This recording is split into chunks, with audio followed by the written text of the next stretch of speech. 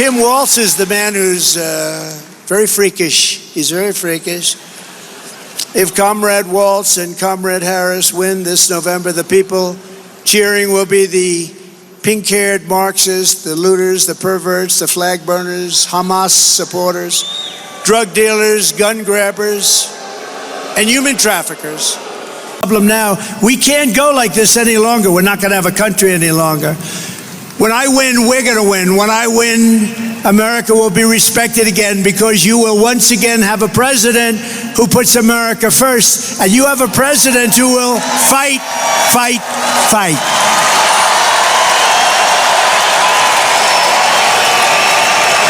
Thank you.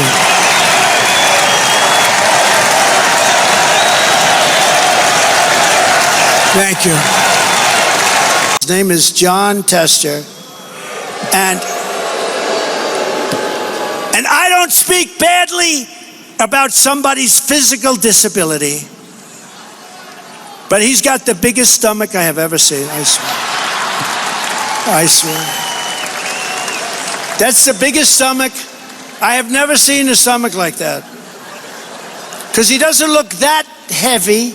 You're not allowed to use the word fat. So if you use the word fat, you can say obese, you can say anything, but you can't say fat. That's the end of your political career. I said it the other night. Somebody in the audience said, Chris Christie is a fat pig. And I said, sir, Chris Christie is not a fat pig. You should not. And we argued about it for 3 or 4 minutes. So that was, nah, he's not a fat pig.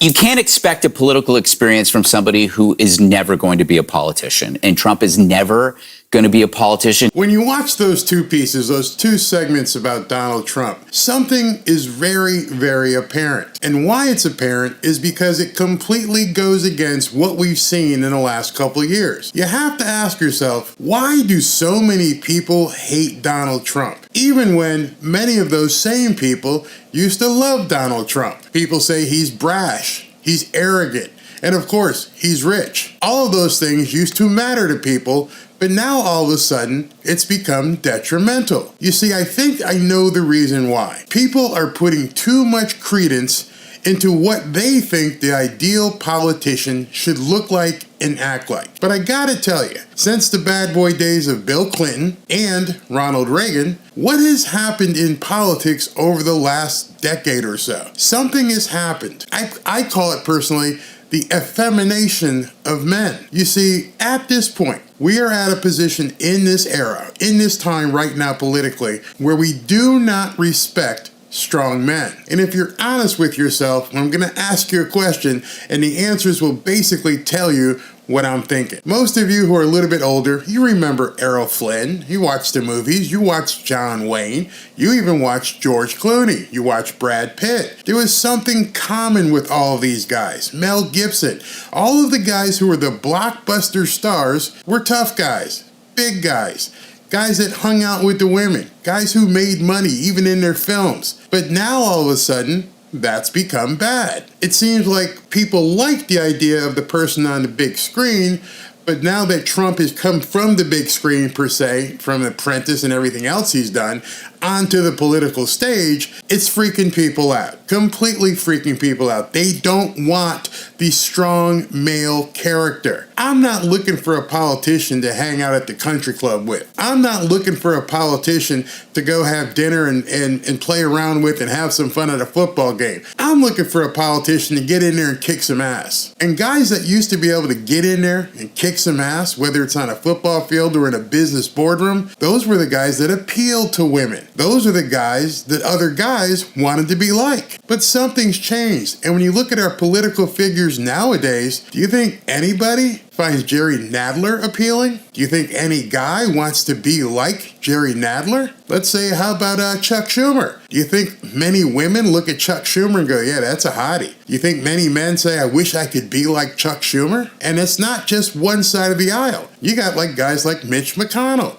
There's nobody who looks at Mitch McConnell and says, I want to get with that. And there's no guy who says, one day I hope to be like Mitch McConnell. You can look at the media and say the same thing. Who wants to be like Jake Tapper? How many women find Jake Tapper to be that, the stud that appeals to them? How many people find Chris Hayes from MSNBC somebody that appeals to them? And I know no guy says, I want to be like Chris Hayes. And then, of course, there's people, like I said, both sides. Somebody like Neil Cavuto. Something has happened where they've completely flipped the script and told you that the big, strong, tough guy isn't what we need in society anymore, when that's exactly what we need in society. You took that away for some reason to probably try and diminish people, to try and just bring everybody down to your level. Just imagine, this weekend or next weekend, there's going to be probably millions of people in college stadiums and NFL stadiums around the country. They're all going to watch strong, powerful,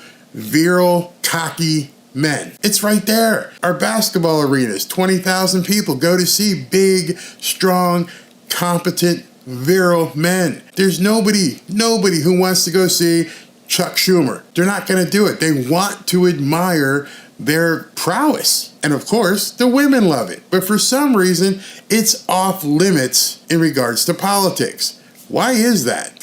I think that's a big problem.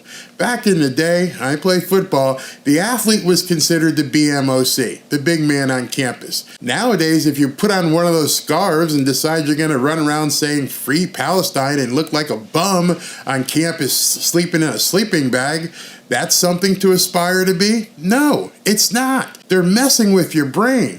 And Greg Gutfeld basically came out and said that, absolutely said that. But it's not going to work on a certain segment of the population. These women, they know how they feel because they've been entrenched for decades in the way that they live their lives. These are the type of women that are only going to vote for Kamala. We're gonna win. We're gonna win. I mean, not to be, cocky, but I'm optimistic. I'm telling you right now, it's obvious that she and her girlfriend are together and have been together for some time, but there ain't many guys who look at that and go, yeah, I want to get with that. I'm sorry, it's the truth. And of course, because of what their mentality is, they look at Trump as an evil person. Oh my God, this rich man who basically has been with Playboy bunnies and, porn stars and everything. Oh God, not that. When every single guy, every normal guy, looks at what Trump has done, billions of dollars, developer, real estate, pretty women everywhere, that's something that a lot of guys used to find appealing. But for some reason, you decide you're going to just change the script on everybody. And you want your politician to be as basically a eunuch as you want the men these days. How do I know that? Did you see the dudes for Harris? Did you see what these guys look like? More importantly, did you see what these guys said? And that happens at the same time as the myths around America that we grew up with, that we as men are expected to be protectors and providers, are going out into economy that... He just said it's a myth to be a protector and a provider. That should end the story right now. Something has happened where some men, this guy, and many like him, feel that it's a myth to be a protector and a provider. They don't feel that that's even something that they can attain nowadays. Doesn't really allow for that, especially for working class folks. And how did my dad do it? How did your dad do it? How did millions and millions of men before do it? Now all of a sudden being a provider and a protector is just something, it's a bridge too far. Men these days can't do that anymore. And sort of like compounding on that, masculinity as a trope has been co-opted by the MAGA right into some... Hold on a second. So masculinity, which used to be admired, is now a trope for the MAGA right. I rest my case. That's all you need to hear. These guys find masculinity to be what? Toxic. And they've been spreading that. So that's what women are faced with nowadays. They're faced with these guys who don't want to be providers and protectors. And masculinity, oh my God, that's a myth. We don't want to do that. Oh no, we can't have big, tough, strong, fighting men. Yet every single woman worth her salt wants a big, fighting, strong provider. Do you see what's happened here? That's what exactly is the problem with Donald Trump. And Greg Gutfeld nailed it to perfection. What we're trying to do with Donald Trump at this point is make him be like the other politicians. They want him to be docile. They want him to be less masculine, less brash, less arrogant. Why would any man want to be basically just chopped off at the knees like that? Why would you want to be so emasculated just to be a politician? And like Donald Trump has said many times, when I'm sitting across from Xi Jinping or Putin, these guys respect strength. They don't want to know somebody who's whiny and can't basically admit that they want to be a protector and a provider. This man got shot on national television in front of the world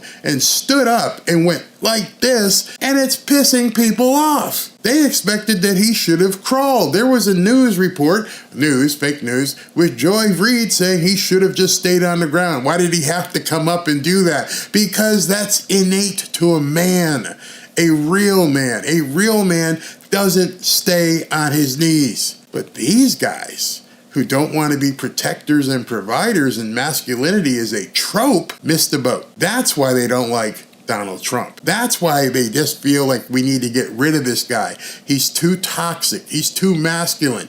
He stands for everything we no longer stand for. Wow, he hung out with porn stars and Playboy bunnies? Oh my God. He's got billions? Oh my God, what is this kind of man is this? That's their problem. And they understand that he wants to bring that kind of bravado back to this country where men can be friggin' men. I'm telling you, that's why he is going to win this election. The men I speak to in mass don't want to be like this hair bun wearing guy who says he's afraid to protect and provide for his family, which is probably not something he's ever going to have to worry about. It's sickening. It's disgusting that now they want men not to be men. They want you to have the other chromosome or go beat up women in a boxing match. And they're running this other guy who wants to put tampons or did put tampons in the boys' locker room. Can't you see what they're doing? Can't you see what they're trying to do? They're trying to make it so that masculinity isn't important or appealing. They don't want you to have kids. In order for you to have kids, you need to have a woman.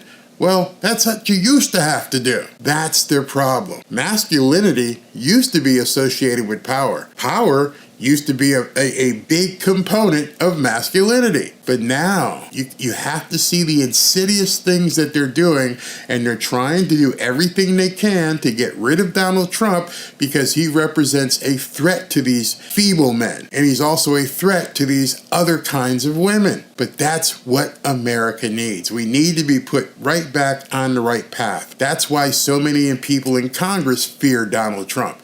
He's not like them. He's not like Chuck Schumer. He's not like Mitch McConnell. He's not like Jerry Nadler. He's not like pencil neck Adam Schiff. He breeds fear to these guys. These guys can't deal with that. They've never had to deal with that. They've just stayed in their little rooms in Congress and not had to deal with very strong men. Like I said, Reagan and Bill Clinton, whether you like him or not, we know he was a playboy. He was doing dude stuff. And now that's become a bad thing to say. Why has that become a bad thing to say? Because it weakens America as far as they're concerned. But we all know that weakens America because what they're trying to do. They're trying to make basically an androgynous population in America. Think about that. They don't want a strong male leader. They don't think they need a strong male leader. And what Greg Gutfeld says right here completely tells you the truth of why Donald Trump will win this election. I want to look at the big picture here because Harold did bring up, I understand Harold's point about discipline, but You can't expect a political experience from somebody who is never going to be a politician. And Trump is never going to be a politician. He wasn't raised as one. He doesn't act like one. He did a 70-minute Thank God. relentless question and answer period. What should be gained from that? Like when you walk away from that, you can go, God, I wish you would rein that in. But the thing is, the one thing that you saw, if let's say with the 5, we have millions of viewers. A lot of them don't like Trump and a lot of them are Democrats. So they're listening to me tell you why this matters. He's engaged. And that's really necessary right now. All of the pistons are working. He was there for 70 minutes. He answered every question. You can tell that he's going to be like that with everything because he is. There's not that phony engagement of the establishment politician where they say exactly enough. It's neat and it's tidy and it's almost impossible to remember what they said after they said it. Politicians are trained to say nothing. Exactly. Get up there and say a whole lot of nothing and do a lot of this stuff. Make all kinds of promises. Where Trump, even though when he makes mistakes, he's going to do it. He's telling you what he's going to do. I am going to deport all these people. Whether you like it or not, we're going to get rid of all these people. Is it the right thing to do? Well, many of us believe it is. Can he do it? We'll see what the process is like. But he's going to try. When he says make America great again, people shudder from that. They don't like the way that even sounds. Think about all of the different aspects of society that could be made great again. There is nothing great about the diminishment of masculinity. Nothing. I don't care what any of those people say. Having weak men who are afraid to provide and protect for families it'll destroy society. And if that's what they're pushing, that's why they're afraid, because this guy ain't taking no shit from anybody, whether it's in the United States or outside the United States. You know, and he can't do that. He never got that training. So I think when you're watching vintage Trump, you have to realize that this is how he's going to be in meetings with people who aren't friendly to the United States or people who want something from America and we demand scrutiny and reciprocity. So just replace the media with all those people. He's not a figurehead. So if you're looking at him, you're going, I can't stand it. He's not a figurehead. He's an agent. He's your agent. He's American. Exactly. He's the guy I want to get out there and kick some ass. Donald Trump is that guy that you want out there basically forging ahead saying, I'm going to take these people on. Like Greg's going to say, he may be an asshole, but he's my asshole. Which, oddly enough, I've heard that from my wife. His lawyer, he's in the room there to represent his client, America. Your needs and your concerns, he's supposed to be an asshole. You know, he's not interested in impressing the other people in the room. I wanted an agent or a lawyer with that relentless energy that makes people upset. And the country needs that. We've had 4 years of perk-hungry elites who are there for the pomp and not for the people. So it's kind of, you have to look at this stuff as a necessity, that this guy is going to be that way in a room with people that have been screwing us over forever. Do you want him or do you want Kamala? Who do you want in that room? You want the guy that nobody likes because they don't like him for a reason. So true. You may not like him, but he's the guy, as Jack Nicklaus said in A Few Good Men, you want me on that wall. You need me on that wall. I eat breakfast a mile away from guys who want to take off my head. That's respect. You command respect. Where they are trying to take the country right now is they want to turn it over to people, Kamala Harris, Joe Biden, who command no respect whatsoever. They want the media to be willing, complicit, propagandist, to show you that this is what people really want. They'll create crazy polls just so that people can think that this is where the country's going. You're being led through your nose. All you have to do is just step back, think about how things used to be. That's why Kamala's slogan is, we're not going back. No. You should go back. Think, what